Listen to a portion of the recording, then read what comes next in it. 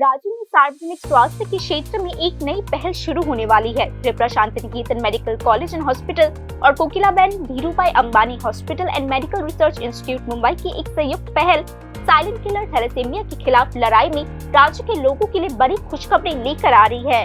राज्य में बहुत जल्द थैलेसीमिया जागरूकता और उपचार पर एक विशेष शिविर का आयोजन किया जाएगा। प्रसिद्ध चिकित्सक डॉक्टर शांतनु सेन ने पश्चिम बंगाल के भूलपुर में Shanti Niketan medical college and hospital में आयोजित थैलेसीमिया कैंप में भाग लेते हुए घोषणा की। उन्होंने कहा कि इस कैंप में प्रभावित बच्चों को जरूरी मेडिकल सलाह और हेल्थ सर्विसेज दी जाएगी।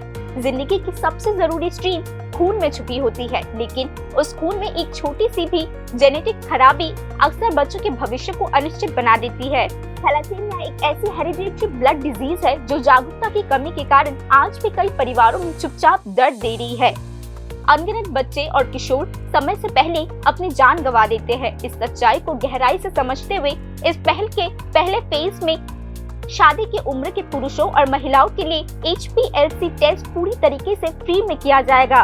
इस टेस्ट से थैलेसीमिया के कैरियर की पहचान हो सकेगी और हर कैंडिडेट को एक सर्टिफिकेट दिया जाएगा। डॉक्टरों के अनुसार थैलेसीमिया को रोकने का सबसे असरदार तरीका है जल्दी से पता लगाना।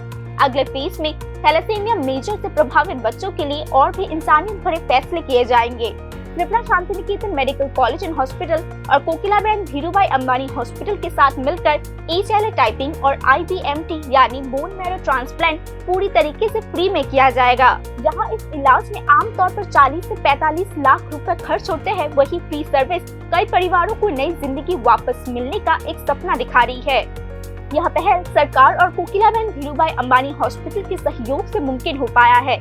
यह प्रोग्राम आने वाली पीढ़ियों को हेल्दी रखने और समाज को ज्यादा इंसानियत वाला बनाने में बहुत असरदार होगा। अगर सब लोग जागरूक होंगे तो थैलेसीमिया फ्री इंडिया बनाना मुमकिन हो पाएगा, ऐसा Tripura Shanti Niketan medical college and hospital के प्रेसिडेंट मलय पीठ ने कहा। Bureau report, news now.